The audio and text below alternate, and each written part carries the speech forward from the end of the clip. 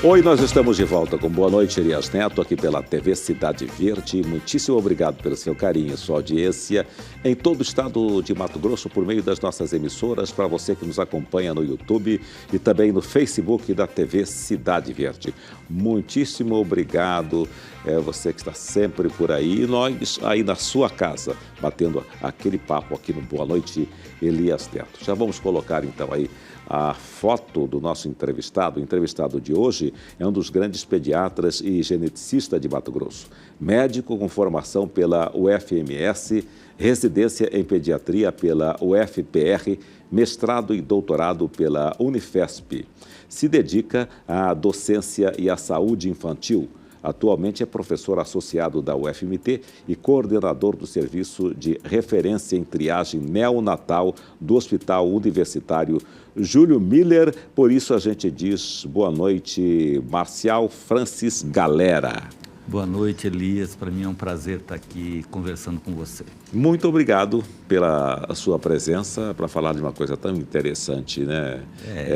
Nós estávamos falando agora, conversando antes de começar, sobre doenças raras. Inclusive, teremos até um evento do dia 28. Dia 28, o dia da doença rara? Na verdade, o Dia Internacional de Doenças Raras é o dia 29, Sim. Que é um dia raro, né? É verdade. 29 de fevereiro, de 4 em 4 anos. Isso, né? Mas aí nos anos que não são bissextos é comemorado no dia 28 e vai ter um evento na próxima quarta-feira, que é no dia 26, uma audiência pública na Câmara dos Vereadores aqui de Cuiabá e a gente foi convidado. Exatamente. E aí lá você vai falar sobre o quê? A gente vai... Essas audiências são debates, né? A gente vai falar sobre a problemática da atenção às pessoas com doenças raras no estado de Mato Grosso e particularmente aqui no município de Cuiabá. Tá. Existe uma incidência maior de doenças raras? Quais são as doenças raras? São muitas, não dá para dizer quantas são, mas assim as mais recorrentes. O termo doença rara é um termo até meio controverso, porque é uma definição estatística, né? Então, fala-se de cerca de 2 a 3 crianças nascidas com problemas no universo de cerca de 10 mil, né? Entendi. Então, varia de acordo com o país. O Ministério da Saúde adotou a definição da Organização Mundial da Saúde. E o que é interessante, que se a gente for colocar, apesar de individualmente essas doenças raras sejam, como o nome já diz, raras, mas como conjunto a gente deva ter no Brasil 12, 13 milhões de pessoas com doenças raras. Então, como conjunto, é um conjunto importante, né? E precisa realmente ter política pública, principalmente, relacionada à atenção dessas pessoas, né? Certo. A fibromialgia não é doença rara? Ela na verdade não chega a ser uma doença rara, porque ela é muito frequente, né? Hoje um dos maiores diagnósticos que se tem na população adulta, principalmente, particularmente mulheres, mas frequente, é a fibromialgia. Mas você estava perguntando sobre doenças raras. Então, assim, a gente tem desde problemas genéticos, que são a maioria das doenças raras, 85% aproximadamente das doenças raras são de origem genética. E também tem doenças ambientais raras, doenças infecciosas raras, e que podem aí muito fazer confusão, porque às vezes os sinais e sintomas de uma doença rara pode ser muito parecido, algumas vezes, de uma doença crônica ou uma doença mais comum. Entendi. E aí que essa jornada para o indivíduo que tem uma doença rara, às vezes demorar para fazer o diagnóstico, é muito por isso também. Porque, infelizmente, a população de profissionais da área da saúde não está preparada para, muitas vezes, até pensar que aquele indivíduo possa ter uma doença pouco comum. É óbvio que a gente fala muito nisso porque a gente aprende nas faculdades, né? Eu sou de uma geração que eu não tive nada na minha faculdade sobre doença rara, óbvio. Mas a gente aprende, olha, a gente tem que saber o que é mais frequente, o que acomete mais a população. Sim, é claro, o médico geral tem que estar preparado para isso, mas ele tem que ter um olhar também, né, tem que ter um feeling para, diante de uma situação que foge desse habitual, ele tem que saber mais ou menos qual percurso ele vai seguir, ou para quem vai encaminhar, o que vai fazer com essa situação. E por isso existem profissionais treinados e na grande maioria das doenças raras, o médico geneticista é o profissional que seria o mais indicado. Não só, né, deixando bem claro, tem doenças raras que médicos de diversas especialidades atendem, né? Sim. A fibrose cística é uma doença rara? Sim, a fibrose cística, como todas as doenças que estão no programa de triagem neonatal, o teste do pezinho, são todas consideradas doenças raras. Sim. Né? Já faz algum tempo eu acompanhei a batalha de um pai pelo filho. Sim. O filho dele tinha fibrose cística.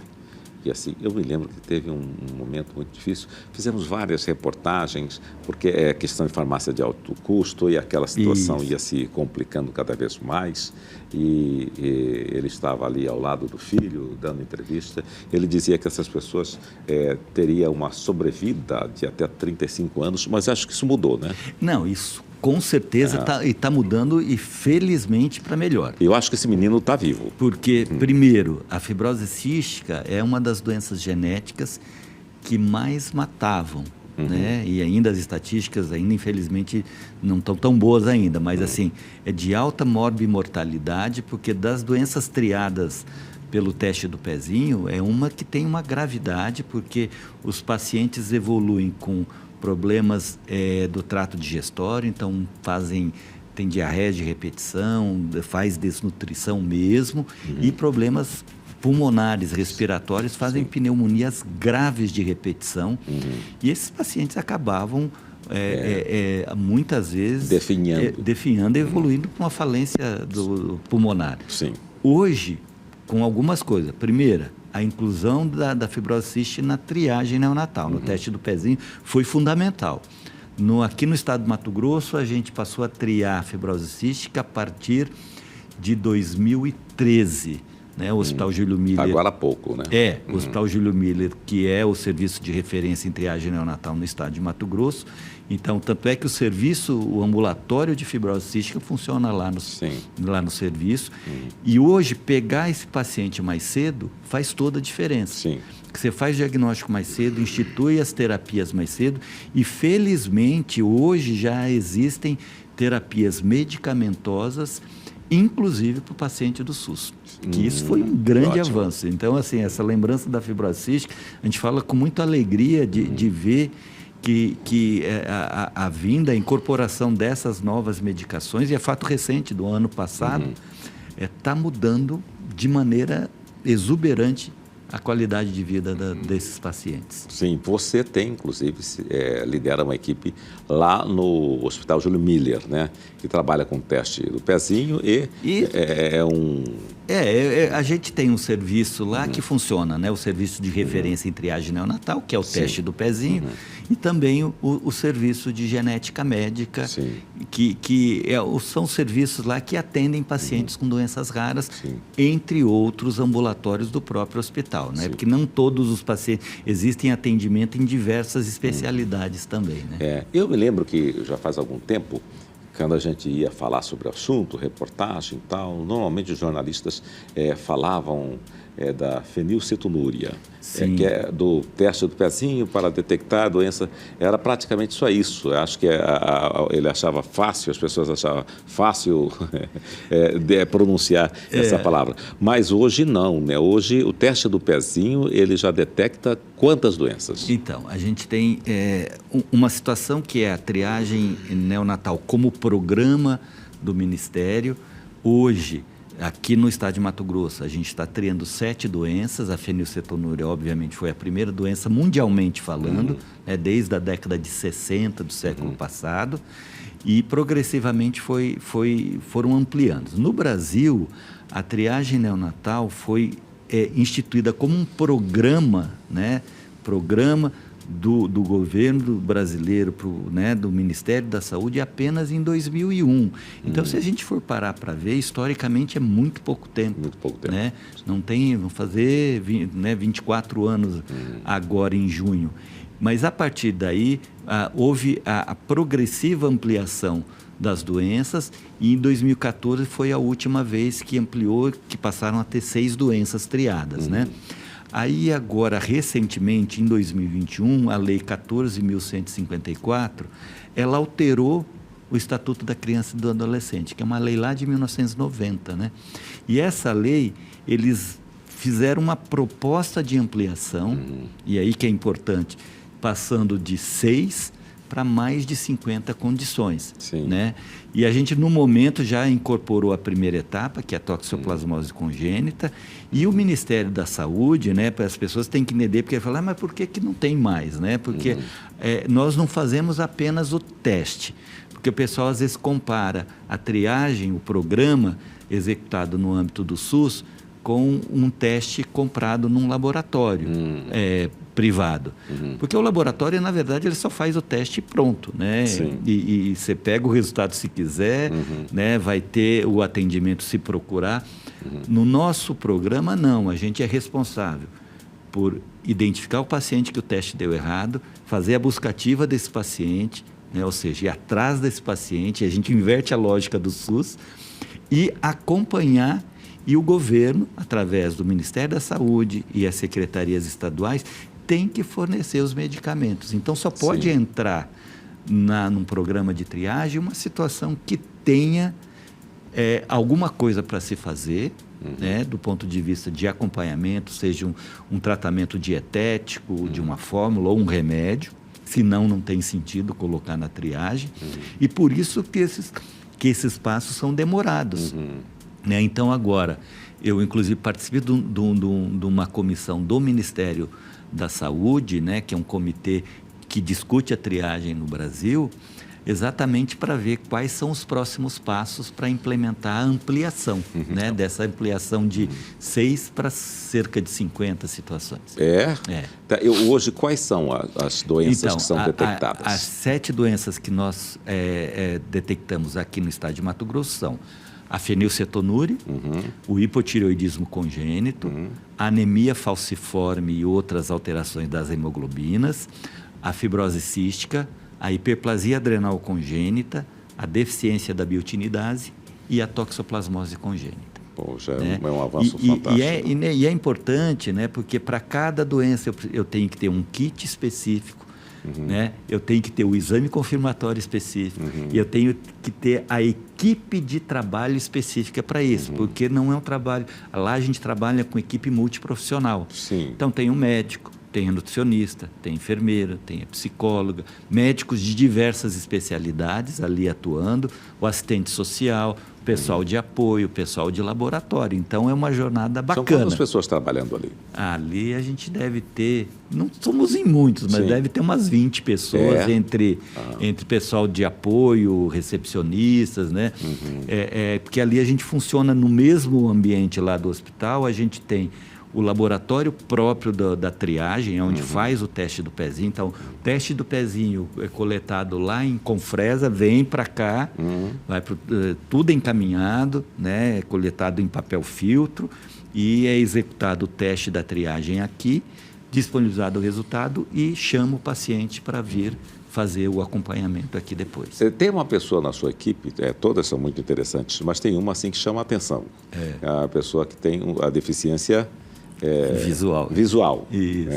Entretanto, é um cara... ele é fora da curva. Não, eu acho que eu vou trazê-lo aqui, viu? Não, o Luiz... A gente está falando do Luiz Carlos Grassi, né? O Luiz, ele é um assistente social que fez um concurso para trabalhar no Hospital Júlio Miller, através da Empresa Brasileira de Serviços Hospitalares, que é a IBSER, que administra o hospital. E desde... acho que março ou abril do ano passado, ele faz parte da equipe. E para a gente tem sido, ao mesmo tempo, um desafio, mas uma experiência bem legal, porque para a gente foi uma novidade lidar com uma pessoa com deficiência visual e tentar adaptar o serviço para ele, para que ele possa executar o trabalho dele com profundidade. E a gente tem, acho que, conseguido aí dá conta disso. E tem o bom humor dele também, né? Sim, sim. Ele é extremamente bem-humorado, ele brinca, ele mesmo, né, a gente fica no primeiro momento todo constrangido de conversar, às vezes, né, com ele mesmo. Às vezes tem dia que ele fala, e aí, Luiz, puxa, passei rapidinho, aí nem te vi, que você estava na tua sala. Ele, eu também não te vi, né? Ele mesmo faz a piada em cima da situação. Então, ele é uma peça rara mesmo, né? Ele é muito bacana. Tem um humorista, Geraldo Magela, já ouviu Sim, falar? sim. Que ele tinha, um show dele Cego é a Mãe, né? Uma coisa assim, né? Que é muito interessante, que as piadas dele ele eram fazia todas muito em piada cima... do ceguinho, né? Que ele usava o termo, do ceguinho. Isso. Eu não sei se ele está atuando ainda como humorista, mas era um sucesso fantástico. Uma vez eu assisti uma entrevista dele no Jô Soares. Né? Existe um movimento que vocês fazem, eu tive o prazer de participar no ano passado. Como é que está esse movimento? Então, né, e aqui vale a pena a gente falar, a participação do Elias no ano passado foi muito bacana, né, de maneira graciosa em todos os sentidos, né, ele participou com a gente. O ano passado a gente fez um evento, foi uma jornada de triagem neonatal, né, do estado de Mato Grosso, que foi a primeira. A gente sempre fez alguma palestra, alguma coisa, mas no ano passado a gente organizou de maneira mais formal, né? Fizemos um evento lá no auditório do Ministério Público. Exatamente. Né? E esse ano, inclusive, essa semana a gente sentou já para começar a traçar o evento desse ano, que é em junho. E lembra que na ocasião, o ex-presidente da Assembleia, o deputado Botelho, né? Ele fez um projeto de lei que foi aprovado, instituindo a Semana da Triagem Neonatal do Estado de Mato Grosso. Sim. Então, a gente está pensando numa programação aí de 3 dias em junho, né? Exatamente, acho que 4, 5, 6, alguma coisa assim, para fazer um evento. A gente quer fazer agora um evento, claro, vai ter um momento... aquele momento mais político e solene, né, né, que eu acho que a gente tem que trabalhar com isso, e aí depois os outros 2 períodos com palestras mais técnicas, né, para a gente tentar trazer o pessoal que trabalha com a triagem nos postos de saúde, onde é feita a coleta. Tanto é que o mote nosso esse ano é coleta no tempo oportuno, né? Porque esse é um dos grandes problemas no estado de Mato Grosso, a dificuldade de se fazer a coleta entre o 3º e o 5º dia de vida. Então, e a nossa cobertura também da triagem neonatal no estado está aquém da média nacional. Sim. Nós temos 76%, quando a média nacional está por volta de 85%. Sim. A gente fica sempre na dúvida, Elias, se a gente está deixando realmente de fazer coleta ou se o restante está sendo coletado na iniciativa privada. Entendi. Isso pode acontecer, mas eu acho que são as duas coisas. São as duas coisas, eu acho que tem uma parcela, mas eu acho que a gente está perdendo algumas crianças aí. Mas aí tem também um problema seríssimo, né? Que ainda que estejamos aí na era da informação, a falta de informação também, né? Exatamente. Nós somos um estado ainda que, apesar de ser rico, ele também tem muita pobreza, né? E assim, o que eu acho excelente essa tua colocação, mas para a gente melhorar esses índices, não precisa de muito dinheiro. Sim.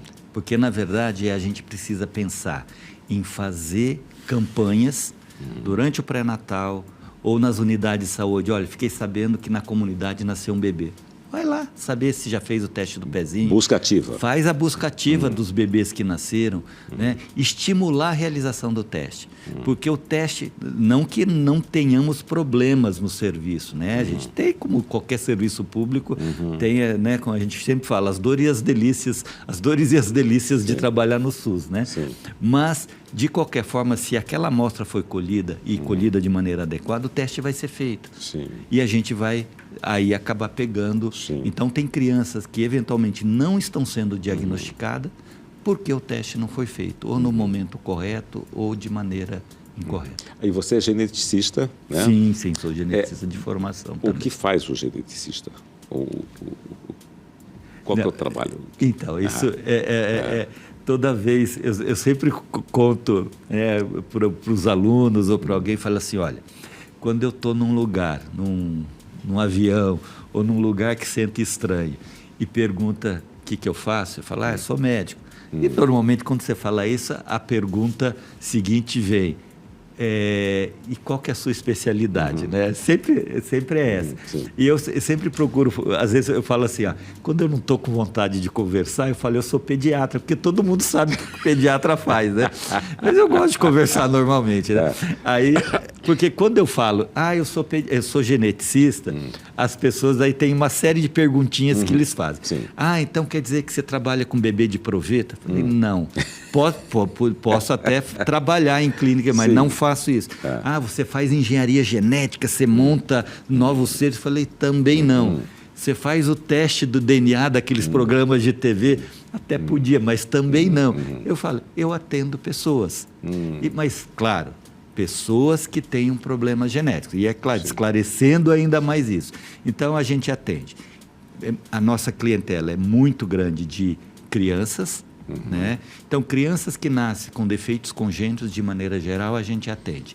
Crianças que apresentam transtornos do desenvolvimento, então, para a gente investigar esses problemas, a gente acaba atendendo. Então, crianças com problemas físicos, problemas funcionais, né? Aí entra muito, apesar de não ser raro, mas o autismo, a gente trabalha, tem muito atendimento na área do autismo. E aí eu atendo também bastante adulto, né? A gente atende casais com algum problema reprodutivo, não trabalhar em reprodução necessariamente, né? Mas assim, com investigação de problemas reprodutivos, casal que teve muita perda gestacional, pode ser de causa genética, casal que teve um filho anterior com uma doença genética, puxa vida, eu quero saber se na próxima gravidez a gente tem risco de ter um filho também. E uma outra área que é muito interessante, que cresceu muito, é a oncogenética, né? Que é a área em que o geneticista faz orientação para as famílias com suspeita de ter um câncer hereditário. Porque o que é importante deixar bem claro, o câncer é sempre genético. Por que isso? Porque para ter câncer, precisa obrigatoriamente ter alteração no nosso famoso DNA. Daquela célula que era uma célula normal e que se tornou uma célula cancerosa, o DNA daquela célula que virou um tumor é um DNA alterado para alguns genes relacionados a câncer. Mas o que a gente quer saber, quanto geneticista, nessa área do câncer hereditário, é saber se aquele indivíduo, aquela mulher, aquele homem que tem um determinado câncer, se aquele câncer é relacionado a uma alteração genética que ele herdou. E se ele herdou, ele pode ter risco, às vezes, de ter outros cânceres, ou então, né, de outros elementos daquela constelação familiar, outros familiares, irmãos, filhos e até os pais, também podem ter herdado aquele mesmo gene alterado e também ter o que a gente chama de uma síndrome de predisposição hereditária ao câncer. Então, e hoje é uma parcela bem grande do que a gente trabalha também, é com esse grupo de risco aí. Mas o câncer, ele pode não ser herdado? Sim, a maioria não é. A maioria não é. Se a gente pegar do universo dos cânceres, 95% dos casos de câncer não são hereditários. São eventos que ocorrem, às vezes aleatoriamente, ou relacionado com fator ambiental, alguma coisa, naquele indivíduo, naquela célula. Então, a maioria não é, felizmente, porque senão a gente teria... Então, o câncer, de maneira geral, não é uma doença rara, mas o câncer hereditário, sim. Né? Então, e aí a gente atua dentro desse grupo. Então, e existe algumas pistas, né, que levam a gente a pensar que pode estar diante de um câncer hereditário. Né? Então, vamos pegar alguns exemplos aí. Sou de uma família, hipoteticamente, que, sei lá, minha mãe teve câncer de mama, minha tia, irmã da minha mãe, teve câncer de mama, minha avó teve câncer de mama e a minha tia-avó também. Então, é uma família com muitos casos do mesmo tipo de câncer, tem que ficar atento. Outra situação, um câncer...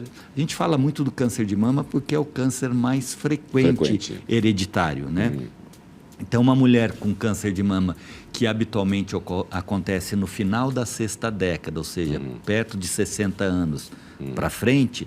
Então, se eu tenho uma mulher jovem de 30 anos, 32 anos com câncer de mama, acende uma luzinha. Olha, isso não é o habitual. Então, ocorreu muito diferente, né, da faixa etária habitual.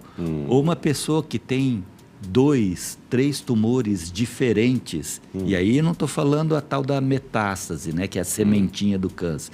Então, é aquela situação, olha, o paciente teve câncer de mama, 3 anos depois teve câncer de ovário. Ou a outra teve câncer de endométrio e depois teve câncer coloretal. Então, esses casos, ou então um homem com câncer de mama, né? Ou algumas situações específicas, né, características do tipo de tumor, pode levar a gente a pensar, olha, aqui eu posso estar diante de um câncer hereditário, então eu devo investigar. Sim. Né? E a investigação a gente faz solicitando um ou mais exames, dependendo da sequência que a gente faz, exame de sangue do indivíduo, né, que vai identificar se ele tem alteração em um ou mais genes, né, que podem causar determinado ou determinados tipos de câncer. Sim. E aí a gente faz um plano de orientação para esse paciente. Então, o paciente que é acometido, que tem um câncer, então eu falo, olha, você pode ter um risco ainda de ter câncer em outros órgãos, nesse órgão, ou mesmo, por exemplo, mama, pode ter risco de ter câncer na outra mama. E aí a gente orienta também a realização de investigações periódicas, né, rastreios, e bem como as situações redutoras de risco, como cirurgias redutoras de risco. Sim. Um exemplo clássico que na imprensa mundial, cerca de uns 10 anos, a atriz Angelina Jolie, Sim, né, anunciou que fez a retirada das mamas, ela retirou, né, as duas e mamas. depois dos ovários, né, Sim. um tempinho depois. Exatamente porque na família dela, e ela, consequentemente, ela herdou a mutação em um dos 2 genes, eu não sei se foi Sim. o BRCA1 ou BRCA2, que é relacionado com câncer de mama, ovário e pâncreas em mulheres, né, e no homem também pode ter mama, próstata e pâncreas. Então, ela, sabedora disso, ela pegou, optou por fazer a cirurgia, porque, claro, é uma decisão da pessoa, pessoal, né? Né? Pessoal. E o que é muito legal, e a gente sempre fala isso, porque ela não precisava ter exposto isso para a grande comunidade, né? Sim. Porque isso é uma coisa dela, né? Íntima dela. Mas ela prestou um serviço maravilhoso para as mulheres, então ela foi um ícone. Tanto é que quando você assiste uma aula de oncogenética, o pessoal sempre fala do efeito Angelina, né? Que é o fato dela ter revelado para o mundo todo que fez uma cirurgia redutora de risco, né? Retirou as mamas bilateralmente e depois os ovários, e ela, volta a insistir, ela não precisava ter contado isso para ninguém, isso fez com que muitas mulheres procurassem os serviços e também, olha, quero saber, quero fazer o teste, aquele mesmo que a Angelina Jolie fez. Então, isso foi muito bacana. Sim. Na época, as pessoas, inclusive, muita gente se assustou com a atitude dela, né? Mas é que também as informações chegaram, acho que meio que a conta-gotas, né? Exatamente. Inicialmente a atriz decide fazer isso e aquilo. Aí todo mundo ficou meio assustado, as pessoas achando assim que seria apenas uma questão egocêntrica, alguma coisa não, desse tipo, muito né? pelo contrário. Ela, na verdade, além dela ter prestado um grande serviço para as pessoas de maneira geral, mas particularmente para as mulheres, né? Ela expôs um problema e pensou no futuro dela, Perfeitamente. né? Ela tem filhos, tem vários filhos, né? E ela pensou, não, eu quero estar aqui criando meus filhos e o que eu puder fazer para evitar, né? Isso eu vou fazer. Belíssimo exemplo. Foi corajosa. Porque, Elias, eu digo muito, atendo muitas pacientes com câncer de mama e que a gente eventualmente... E aí chamando a atenção, não é qualquer resultado positivo que a gente orienta isso, é para situações específicas, né? Mas é interessante. Quando a paciente tem o câncer, né? A pessoa que eu estou atendendo é paciente oncológica, se você faz essa proposta em função do resultado, dificilmente eles titubeiam, né? Falam, não, é que só quem passou por que elas passam, né? Sabe, dá valor. né? É claro, é mais difícil uma pessoa assintomática, que não tem história pessoal, mas que daí faz o teste e aí encontra, decidir, por exemplo, como a Angelina Jolie fez, retirar a mama, mas eu não tenho câncer, né? É uma ousadia, é uma decisão difícil. E, é claro, também não vai tirar a mama de qualquer mulher. Você tem que ver a idade, né, se ela já teve os filhos que pretende ter. Mas você revelar isso para o paciente é importante, porque ela passa a ter que pensar na vida reprodutiva dela com outro olhar. Ó. Perfeitamente. Como eu disse, tem que agilizar as coisas, né, Exato, às vezes. Né? Quando você chegou a Mato Grosso? Eu venho a Cuiabá, eu falo venho porque eu fiquei durante 3 anos e meio morando em São Paulo, vindo dar aula aqui, né, numa universidade privada. Na Unic? Na Unic. Trabalhei desde 1997, quando abriu o curso de medicina da Unic, mas aí eu me transferi para Cuiabá em 2001. Sim. Então estou há 24 anos. Mas você foi o primeiro geneticista de Mato Grosso? Sim, médico geneticista foi o primeiro durante muitos anos. E nesse espaço de tempo, você viu alguma evolução no estado de Mato Grosso? Nós temos outros médicos, temos mais profissionais? Hoje eu tenho mais um colega, que é o Dr. Bruno Bordesti, ele trabalha com a gente lá no Hospital Júlio Miller também, mas eu sempre chamo a atenção, né, e a gente já se conhece desde essa época lá da Unic, né?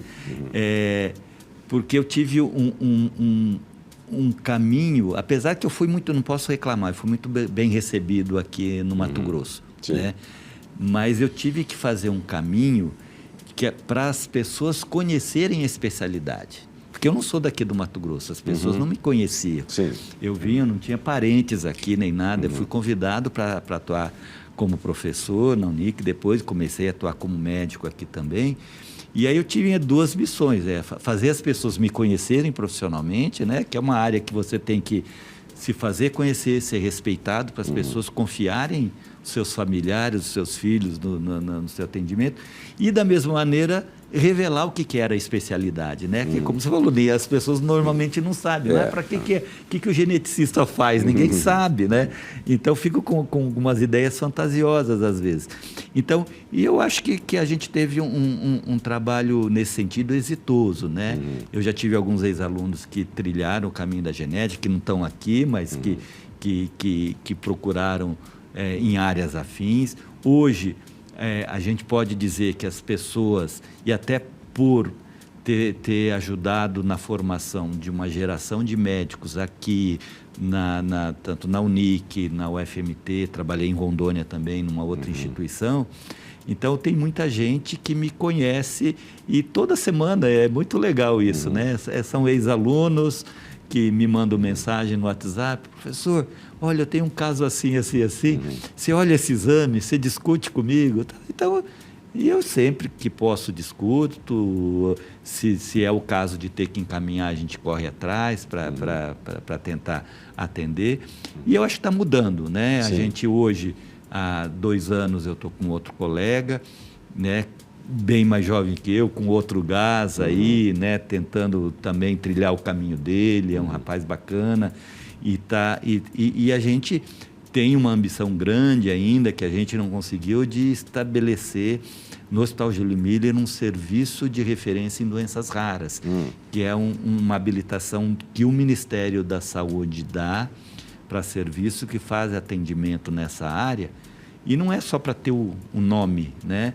A importância, Elias, é que o hospital passa a receber verba para testes, porque hoje o nosso grande gargalo é, na verdade, o custo dos exames, né? Sim. Que são exames caros que a gente não tem disponíveis todos, apesar de a gente faz muita coisa lá pelo Hospital Júlio Miller, mas ainda a gente tem dificuldades.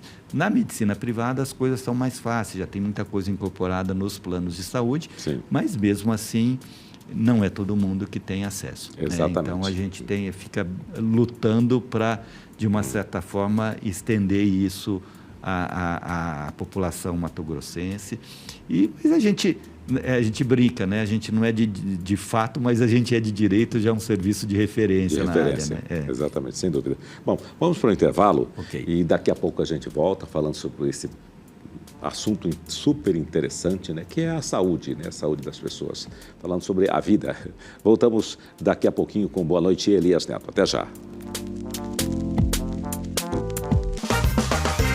E nós estamos de volta com Boa Noite, Elias Neto, aqui pela TV Cidade Verde. Estamos conversando com o doutor Francis, falando sobre os temas mais importantes, importantes que são temas da medicina, com relação ao câncer. Qual que é o câncer mais agressivo? Falando com muito cuidado, né? Sim. Porque não sou oncologista, né? Mas assim, depende do momento que é diagnosticado e a evolução. A gente tem desde um câncer de pele, ele pode ser extremamente agressivo. Sim. E pode, por exemplo, o melanoma pode gerar metástase em vários órgãos e ele pode ser muito agressivo. Um câncer de mama também pode. Então, assim, a questão do câncer depende muito da característica biológica do tumor, né? O que os oncologistas falam, os marcadores biológicos do tumor, que é através disso que eles, inclusive, definem as estratégias que eles vão fazer. Vão fazer quimioterapia, vai fazer cirurgia primeiro ou não, tal. Claro, tem vários fatores, o tamanho do tumor, aonde está, se tem... Mas você tem os cânceres do aparelho digestivo de maneira geral. O câncer de pâncreas é um câncer que o pessoal fala muito que ele é silencioso e quando aparece é difícil, porque é um órgão difícil de acessar e difícil de tratar. Na verdade, a gente queria que ninguém tivesse, né? Claro, mas, evidente. Na verdade, mas hoje a medicina tem avançado muito, né? Nessas áreas todas aí, tanto da oncologia e com a gente lidando mais com a questão das doenças raras, atualmente a gente tem inclusive tratamento para algumas situações que a gente jamais pensou que pudesse ter, né? Perfeitamente. Quando eu perguntei sobre fibromialgia, é que eu tenho fibromialgia.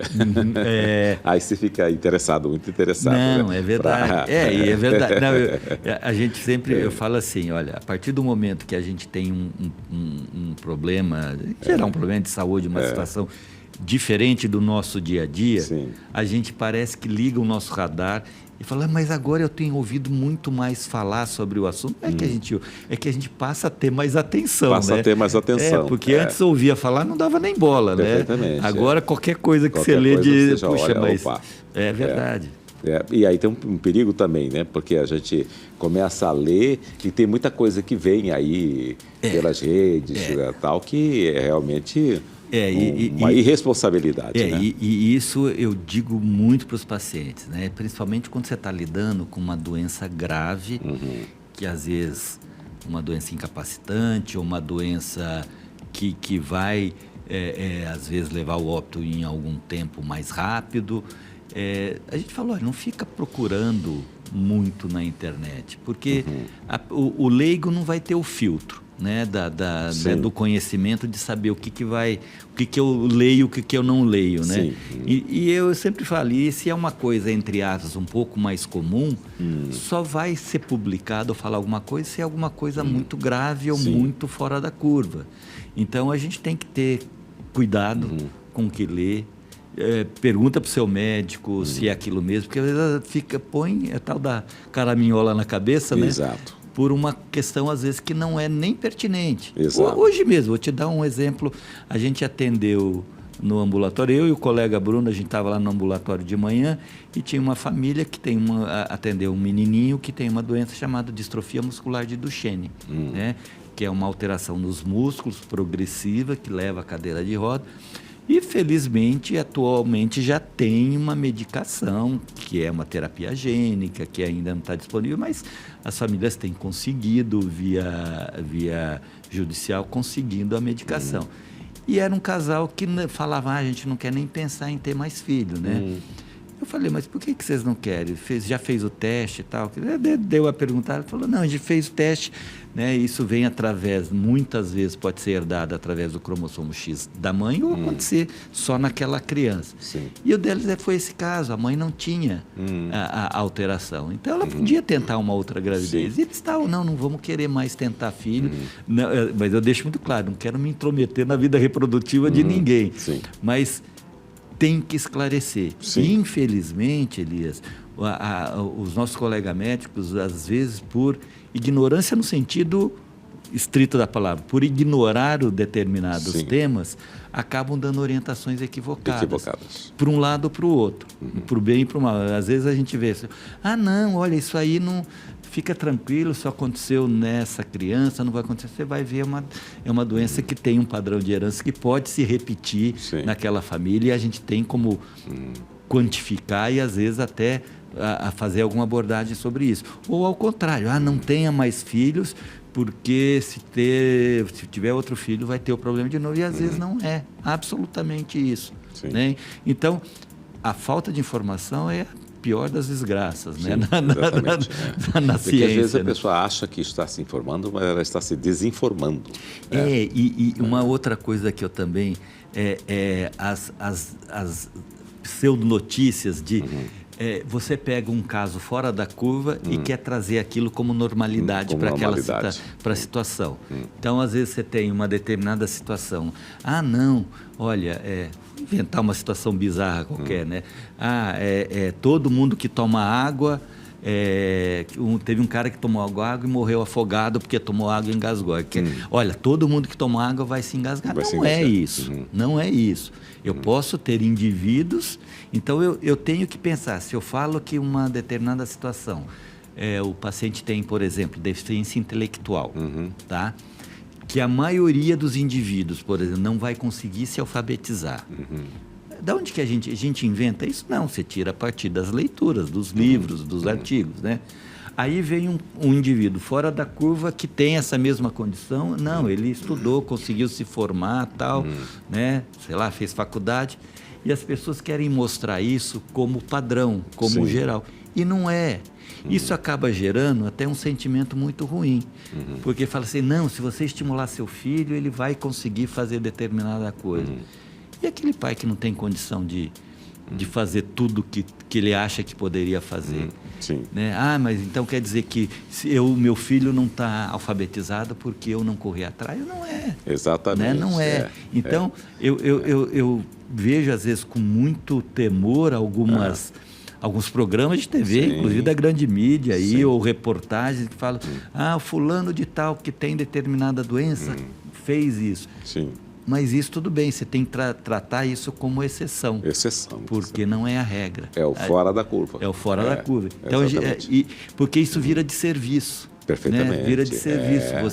Você puxa, então todo mundo vai chegar lá? Não. E eu falo muito, quando eu atendo paciente, família que tem criança com deficiência intelectual, que é uma das coisas mais temidas, né, por todos. Puxa, será que meu filho vai ter inteligência normal? Né? É isso, é claro, a angústia de qualquer pai é essa, né? Eu falo para eles o seguinte, olha, qualquer um de nós, quando nasceu, não estava escrito na nossa testa o nosso QI. Né? Eu cheguei aqui, você chegou aqui, o outro chegou ali, em função de vários fatores. A minha carga genética, o meu ambiente, onde eu vivi, as oportunidades que eu tive ou que eu não tive, eu cheguei aqui, ali, acolá. Isso acontece também com as pessoas que têm determinados problemas. É claro que eu vou ter uma média, e aí a estatística ajuda muito isso, né? A tal da curva de Gauss, né? Que mostra, a inteligência média é aqui. Eu posso ter gente muito inteligente ou gente menos inteligente. E quem tem algum problema, a maioria vai estar aqui nesse bolo. Eu posso ter um desempenho bacana, mas não é a média. Né? Então, a gente tem que ter esse olhar muito cuidadoso na hora de fazer uma divulgação ou de fazer uma campanha, parecendo que aquilo é o normal. Você conheceu o garoto Serginho, que fazia palestras e tal? Ele tinha uma doença rara que o corpo dele era tomado por bolhas. Não conheci. A pele dele. Provavelmente epidermólise bolhosa. Isso, exatamente. Ele tinha essa doença. Isso. Ele fazia palestras para falar sobre aquela doença, aquela coisa. Ele faleceu tem uns 5 anos, 5, 7 anos, depois a mãe dele faleceu. Era daqui de Cuiabá. Certo. Essa é uma doença rara. É uma doença rara. Tem alguns tipos de epidermólise bolhosa, né? Tem genes distintos, você pode fazer a biópsia da lesão para fazer o diagnóstico. É uma doença rara, sim. E como conviver? A pessoa não consegue, ela não retrai. Na verdade, depende, né? Hoje já tem medicações. Até recentemente a gente atendeu uma pacientinha lá no Júlio Miller que ela tinha uma forma muito grave, né, de uma dessas lesões de pele, mas com algumas medicações você melhora. Então, hoje, que eu estava falando, existe um avanço grande na parte da farmacologia, né? A gente já tem algumas situações que a gente jamais pensou que pudesse ter tratamento e já estão surgindo. Né? Terapias de vários tipos aí. De várias formas, né? A sua esposa também é médica? Não, minha esposa é bióloga, como a sua. Como a minha. Né? De qualquer forma, a conversa em casa sobre genética, essa coisa, rola assim. Ela é professora de genética. De genética, né? Ela é genética, bióloga. né? A gente se conheceu na pós-graduação ali, quando ela, lá em São Paulo. E aí, os termos técnicos, essa coisa toda, tem esse negócio dos termos técnicos, às vezes, até hoje, a Solange, minha mulher, acho que esquece que eu sou jornalista, né? Eu não sou biólogo, aí traz uns termos técnicos. Eu falo, o que é isso mesmo, né? Que nem a gente conversando ali. Vou fazer uma cabeça ali e já volto, né? Vou gravar um texto para a televisão. Isso. Nosso tempo acabou. Ok. O papo foi muito interessante. E muito obrigado por aceitar o nosso convite de estar aqui. Ok, Liz, eu que agradeço a oportunidade e para a gente é sempre uma alegria, uma honra poder conversar com você. E essa luta pelas doenças raras, a gente está firme aqui no estado de Mato Grosso, também em prol da triagem neonatal, é uma das bandeiras que a gente levanta do ponto de vista profissional. Muito obrigado pela oportunidade também. Obrigado e boa noite. Tá joia. A gente fica por aqui, uma boa noite para você. A gente se vê por aí, claro, aqui na TV Cidade Verde. Um abraço.